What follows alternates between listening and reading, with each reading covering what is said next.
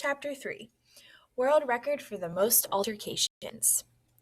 What do they call criminal records? Not criminal records, they call them something else. Rap sheets? Yeah, that's it, rap sheets. Which is such a dumb name because it makes me think of like rap music. Like maybe a rap sheet is what rappers write their rhymes down on. But yeah, rap sheets. I got one of those. Not a real one though. Not one that criminals have, nah. I got a school rap sheet, but in school, they call it a file. I got a file. And even though I've never actually seen it, it has to be pretty big because I'm always being sent down to the principal's office or put in detention or suspended for shutting people down for talking smack. Oh, Castle, why are your clothes so big? Why are your pants so small? Why your name Castle? Why always smell like you walked 1,000 miles to get here? Why it look like somebody tried to cut your hair with a butter knife? And my response would be, well, let's just use the schooly terms, not exemplary behavior. But I'd made a decision that there would be no more entries added to the file. The file would be closed forever because now my new career in track, which was really my soon to be career in basketball, was at stake. All of a sudden, I had too much on the line. There would be no more altercations. That's the word Principal Marshall always used on the phone with my mother. Altercations. And I was altercation free for 17 hours and 2 minutes. 2 of those hours were spent watching one of those corny romantic mushy movies with my mom. She loves those things, and every night when we're eating dinner, she sits on our couch in the living room and watches one while opening mail and clipping coupons. I always spread all my blankets out on the floor, 3 or 4 to make what Ma calls a pallet, which is where I eventually doze off. She takes the couch. We haven't slept in our room since Dad. It's too weird for her to try and sleep in the room that they slept in. And I got this thing about being as close to the door as possible, just in case we have to get up and run again. Plus, now that I've gotten older, I just want to make sure I'm near her, in case I got to protect her. So yeah, that was 2 hours, 9 p.m. Then I was asleep for 10. I'm grumpy when I don't get at least 8. Some people would say I'm grumpy even when I do, but they don't know nothing. 7 a.m., snooze. 7:05 a.m., snooze. 7:10 a.m., Cass, get your butt up for school. I'm not playing. 7:20 a.m., lay there looking around the living room, up at the light in the ceiling. The glass thing that covers the bulb has dead bugs in it. Under the couch, there are toys I don't even remember playing with. Look at the pictures on the wall. Me at 9, and at 8, and at 7 when Ma was experimenting with giving me a mohawk. But no pictures of the family. Then finally, it was time to get up. 8 a.m. 10 minutes spent in the shower, 10 minutes getting dressed, and 10 minutes eating breakfast. Toast with peanut butter and honey. 8:30 a.m. 17 minutes walking to school. 8:47 a.m. Homeroom dismissed.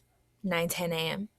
45 minutes in English class where we were reading Lord of the Flies, which, by the way, is a really crazy book. 10 a.m.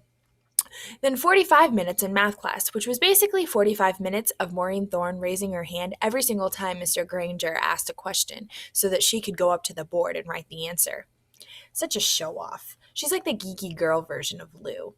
So yeah, that happened, 10:50 a.m. And then there was social studies class, which I usually call nap time because we never study nothing social.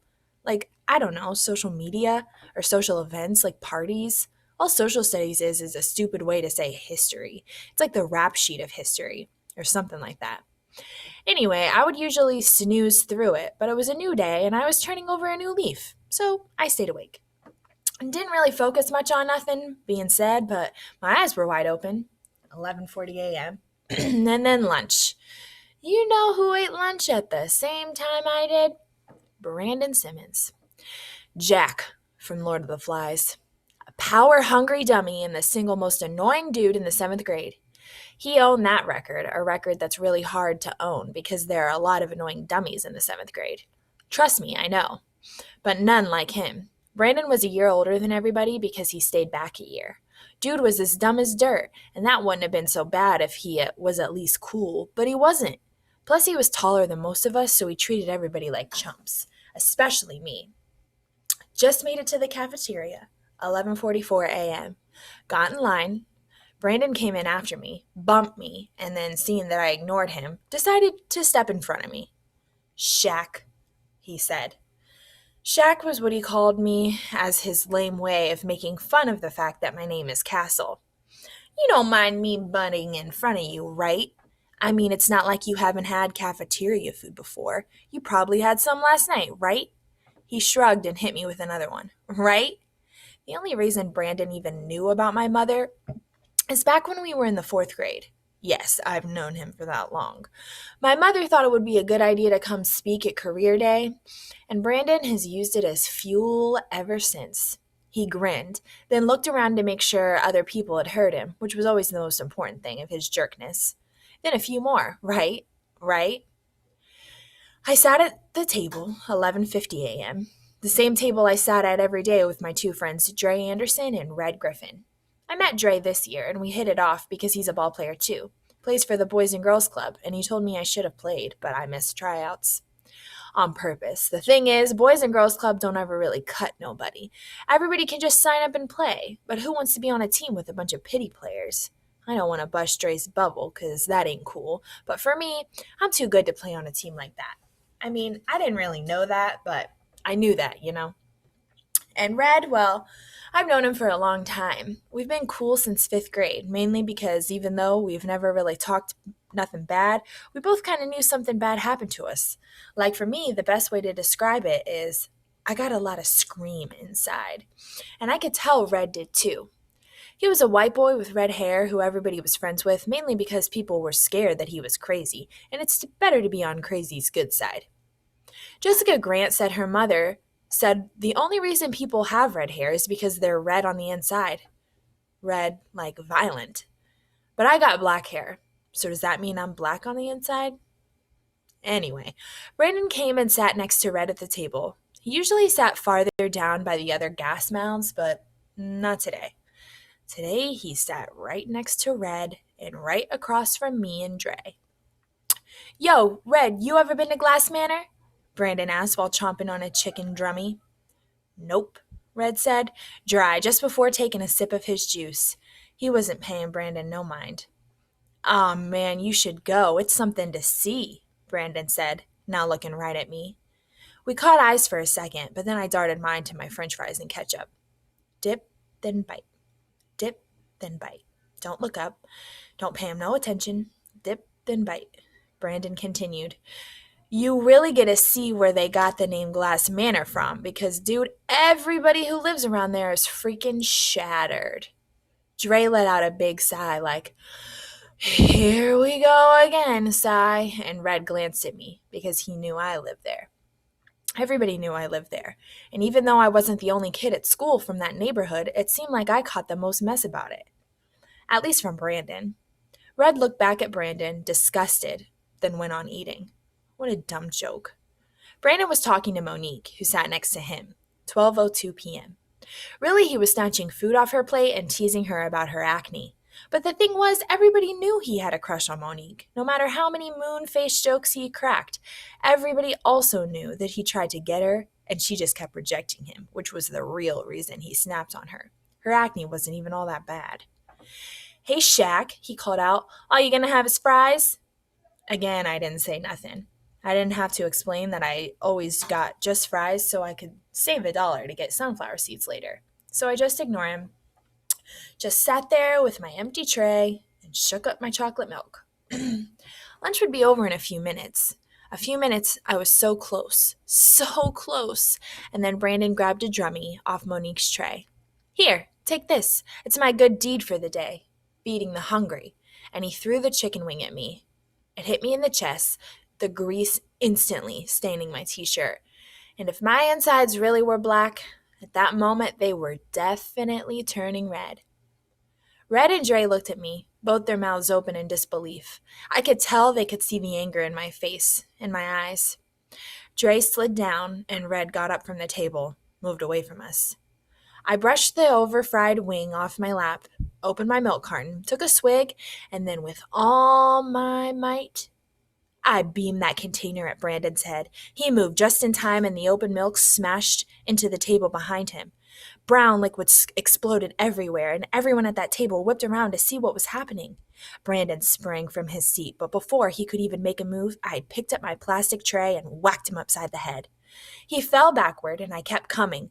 I dove across the table, and after that, it was just like it was when I was sprinting. I didn't hear nothing, not even Monique squealing. And I didn't feel nothing either. I just lifted my arms, fists tight, and lowered them like hammers down on Brandon's face. I had been good. So good. Altercation free. For 17 hours and 2 freaking minutes. The third, fourth, and fifth minute of the 17th hour were the altercation minutes, but the sixth was the longest minute of them all, the embarrassing walk to the principal's office. You want to tell me what happened, or should I tell you? Principal Marshall closed his door behind him and took a seat at his desk. Arms folded across his chest, he waited for me to answer, but I didn't. I just slouched in the chair and stared into my lap, biting on my bottom lip, trying to turn the red inside back to black. I was just so mad and I couldn't get it to go away. Mr. Perham, or as everyone called him, Big Perm, because of his last name, and because he had big, bone-straight permed hair, is who pulled me off of Brandon. He yoked me up in some kind of full Nelson arm lock and practically dragged me to a corner until I calmed down enough for him to let me go. Of course, all the other students were screaming and cheering and all, like I was supposed to be, like I was putting on some kind of show. Another one. But it was never a show for me. It was serious. It was always serious. Next, Parham helped Brandon. As he started leading him to the nurse's office, no smack was coming from Brandon's stupid lips. No mom jokes, no poor jokes, no name jokes, none of that. Just blood and ketchup. Still, I said nothing to the principal. I wasn't about to just snitch on myself. Okay, Mr. Cranshaw, let me tell you what happened, Mr. Principal Marshall continued. He leaned forward and rested his hands on his desk, fingers woven. You just got yourself suspended. Again. Dang! I didn't even start it. I couldn't resist muttering. What's that? The principal asked with some extra bass in his voice. I lifted my head. I said I didn't start it. Brandon was talking about me. He kept going on me. I tried to keep a stone face, which is hard to do when you're desperately trying to explain yourself. About how my mother works in a cafeteria in my neighborhood and all that. He always trying me, and he don't even know me like that. Just wouldn't shut up. Marshall leaned back in his seat. So instead of telling a teacher, you jumped him? Well, yeah, Brandon needed a beatdown as far as I was concerned. Somebody had to do it. And well, this wasn't the first time I had been in this kind of altercation. I mean, there was the time I yelled at Mr. Crew because he kept being mean about us not understanding Spanish well enough to speak in perfect accent or whatever. He was just riding us too hard for not rolling our R's, and one day I just lost it. After class, everybody told me he deserved it, but I still caught a detention for it.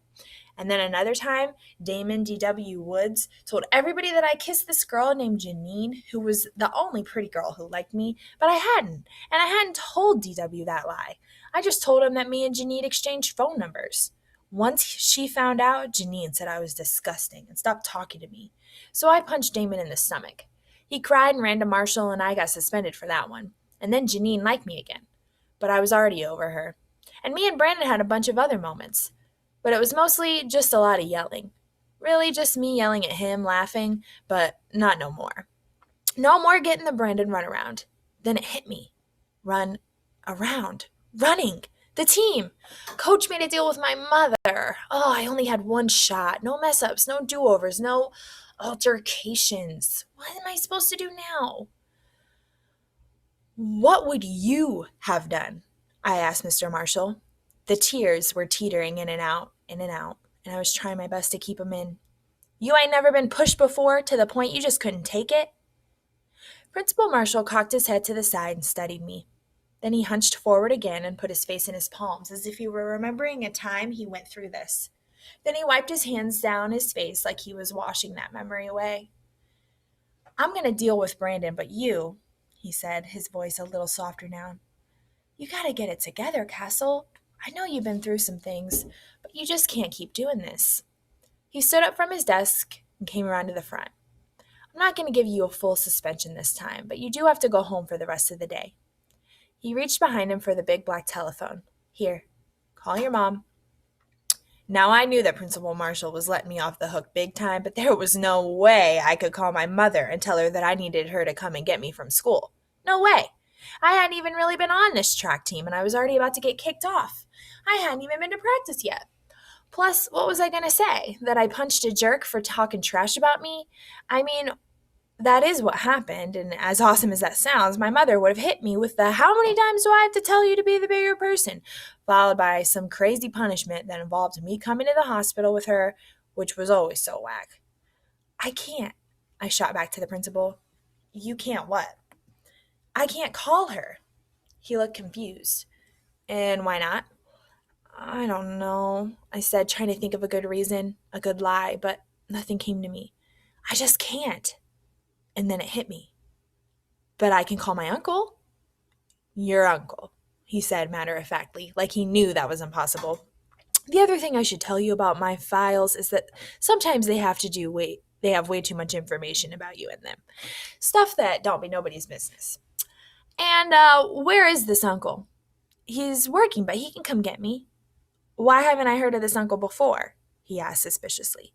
He's been gone, I explained, trying to keep a straight face, look him dead in the eye.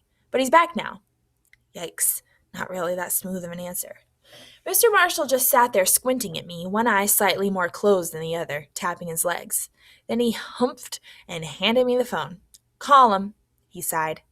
I unzipped my backpack and dug around for the card that said Defenders Track Coach in black block letters. I dialed and waited for the phone, waited while it rang. Come on, pick it up, I thought. Please pick up. Yes, it was Coach's voice on the other end of the phone, but he didn't say hello or nothing, so it caught me off guard. Hello? I said. Who's this? It's me, Castle. I spoke low into the phone. Ghost. Ghost? Boy, what are you doing calling me? He paused, I guess to check the time. At 12:22? Ain't you in school? Yeah, but I need you to come and get me, I said, looking up at Principal Marshall, who was staring a hole in my head. I was trying not to say uncle, which was what he was waiting for. I got in trouble. What? Coach said, and before I could say nothing else, he told me to hold on. $9.75, ma'am. Uh-huh. Thank you so much. Have a nice day. And then the sound of the door slamming. Now, what you talking about, Ghost? I got in trouble, and they're suspending me for the day, so I need you to come get me. Why are you calling me? Why don't you call your... And before he could even finish his sentence, he answered his own question. Oh, I see. Kid, you're already killing me. I glanced off at Principal Marshall again, and he was getting antsy. I knew I only had a few seconds before he snatched the phone. Turns out I had even less than a few seconds. Give me the phone, Principal Marshall said, getting up and grabbing it from me. Then he aired everything out. Hello, Principal Marshall here. Is this Castle's uncle? I dropped my head and waited to pretty much be body slammed. Uh-huh, yes, well, I need him off the premises as soon as possible, just for the rest of the day. Principal Marshall sat on the edge of his desk waiting for me to look him in the eye, but I wouldn't. I just looked around the office at all the posters that said stuff like excellence and discipline, and he had pictures of past students, probably kids who did excellent things, disciplined things, holding ribbons at a science fair, clutching a trophy, some kid giving the camera a thumbs up like a cornball. Probably all good students, not kids like me. Mr. Marshall was uh-huh-ing Coach. Uh-huh, I see. Okay. Then he handed the phone back to me, but Coach had already hung up. Principal Marshall walked back behind his desk and took a seat. What did he say? I asked, bracing for the slam. He said, I'll be here in a minute. It wouldn't have been the worst mistake ever to smile, but I sure wanted to.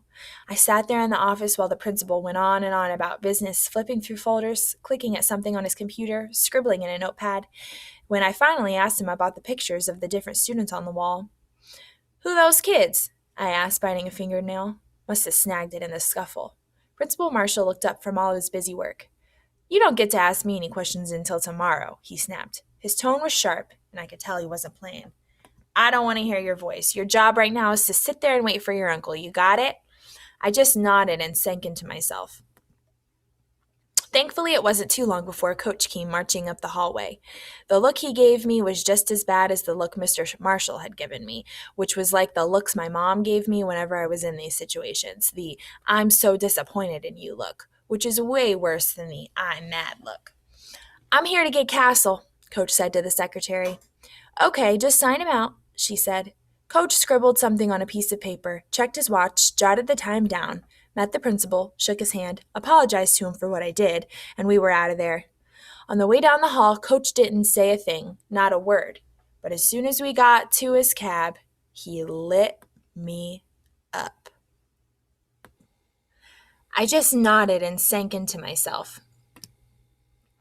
Thankfully, it wasn't too long before Coach came marching up the hallway. The look he gave me was just as bad as the look Mr. Marshall had given me, which were the looks my mom gave me whenever I was in these situations. The "I'm so disappointed in you" look, which is way worse than the "I'm mad" look. "I'm here to get Castle," Coach said to the secretary. Okay, just sign him out, she said. Coach scribbled something on a piece of paper, checked his watch, jotted the time down, met the principal, shook his hand, apologized to him for what he did, and we were out of there. On the way down the hall, Coach didn't say a thing, not a word, but as soon as we got in his cab, he lit me up. What were you thinking telling those people I'm your uncle? Do you know that's probably against the law? I'm not sure if it is, but it probably is. And if it is, you got me out here committing crimes. I've known you for one day, and I just kidnapped you. I kept quiet because Coach was really mad. Plus, I was super grateful that he came and got me, and I didn't want to mess anything like that up. Shoot, he might have turned around and took me back to school if I said the wrong thing. Then finally, after a few minutes, he calmed down a little and asked, "What happened anyways?" "I got in a fight." I stared out the window as we passed Mr. Charles' store. "Care to elaborate?" Coach pried. Okay, so there's this dude, Brandon Simmons. He's always getting on me about my mom and where I live and how I look and all that, and today I just couldn't take it no more. I faced Coach. He glanced at me and then back to the road.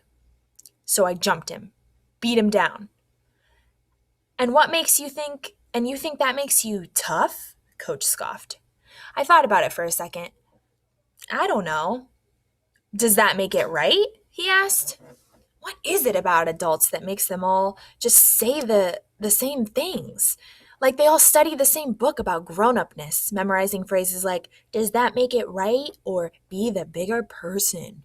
I just shrugged, spoke with my shoulders. I kind of wanted to say, yes, me punching Brandon in the face makes it right because he had been begging for it forever. It made it right for everybody he joked on, and those kids would have given me their honor roll certificates for what I did. That wasn't the answer Coach was looking for. But man, that's how I felt. Coach drove through town and eventually we ended up at Martin Luther King Park. He said that since I had cost him a half a day's worth of fares, the front seat wasn't even all junky yet.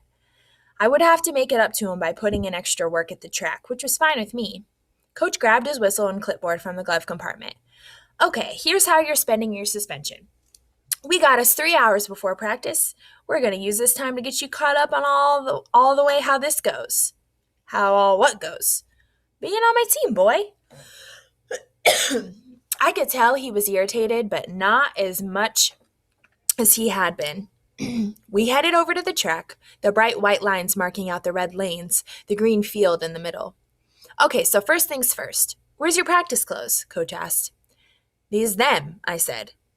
You have on jeans and high tops, he stated the obvious. I looked at myself. There was a stain on my sneakers, a new one. Maybe ketchup or chocolate milk? So, I said, what's wrong with that? Coach sat down on a bench, stretched his legs out. You know what? Don't worry about it. We'll figure that out later. Let's just start with some stretching. Apparently, there were a whole slew of different kinds of stretches. The coach showed me how to do all of them. Each one was for a different reason. This one for that part of the leg. That one for this part of the leg. Another one for your back. Then jumping jacks, toe touches, push-ups. It all seems silly to me, but not as silly as the next part, the 2-lap warm-up jog. Me and Coach bounced around that track, him telling me to keep my shoulders tucked, which was actually hard to do. He said form is everything when it comes to running, and that it has more to do with form than how fast your legs move. That didn't sound right to me. It seemed like if my arms were tucked by my legs, then my legs weren't moving that fast. Then I wasn't going to be beating nobody. Just common sense. And then again, I didn't think a 2-lap jog, as slow as we were jogging, would get me going. But by the time we finished, I was pouring sweat. Good, he said, as we got back to the bench. He bounced around on his toes like a boxer before finally settling down. Feels good, don't it? I wiped my face with my shirt and took a seat. I was tired and energized at the same time, which was weird. I didn't do it to make me feel tough, I blurted out of nowhere. Coach stopped bouncing, and he sat down next to me and grabbed a towel from his bag. What are you talking about? He asked, wiping sweat from his bald head, more like buffing it off. Well, you asked me in the car if beating up Brandon makes me tough. I said I don't know, but I do. We locked eyes. The answer was no, it don't make me tough. Coach moved the towel from his head to his neck. So what's it make you then? I don't know, but not tough. I thought for a second. Because for something to make you feel tough, you gotta be a little bit scared of it at first. Then you gotta beat it. But I'm not scared of Brandon at all. He's just a big guy with a big mouth. That ain't really all that scary to me. I'd been thinking about this when we were running around the track warming up. In between Coach's tips about form and all that stuff, my brain was kicking that question around. Let me guess, Coach said, now flinging the towel over his shoulder. You're one of those kids that ain't scared of nothing or nobody. Nah, I chuckled just for a second because I knew the kinds of kids Coach was talking about. The kids who say they ain't scared but really be scared of everything. Kids like Brandon. He talked all that trash and teased people because he was shook, a cupcake. But that wasn't me. I ain't saying that. I've definitely been scared of somebody before, real scared, I added, thinking about how loud a gun sounds when it's fired in a small room. That's how come I know how to run fast. But now the only person I'm scared of other than my mother, I mean, like, I do things I know ain't cool, but even though I know they ain't cool, like beating on Brandon, all of a sudden I'm doing it anyway, you know? So I guess the only other person I'm really scared of maybe is me. A grunt seeped from Coach and he rubbed his right knee. I hear you, kid, he said, wincing, stretching out his right leg, bending it, then straightening it. Then he did the same to the left. Trouble is, you can't run away from yourself. Coach snatched the towel from his shoulder, folded it in a perfect square, and set it in the space between us. Unfortunately, ain't nobody that fast.